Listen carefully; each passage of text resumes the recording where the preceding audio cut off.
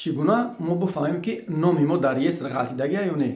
касоне намедонистанд ҳозир мефаҳмонам, албатта ки дастгирро фаромӯш намекунем. Боқӣ дар хонаи худо бошед. Дар браузер менависем реестр контролируемых лиц. Дохил мешем. манам хел мебуроя галочкаи кабул дора сайти официални дохил мешем.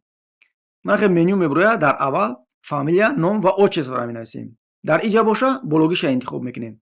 ана дар иҷа соли таваллуд, дар иш моҳи таваллуд ва дар иш рӯзи таваллуда менависем.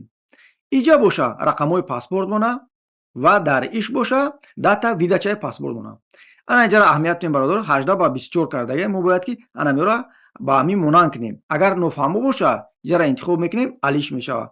мана иҷа 19/39 кардагия. иша 39 мемонем. иша 19.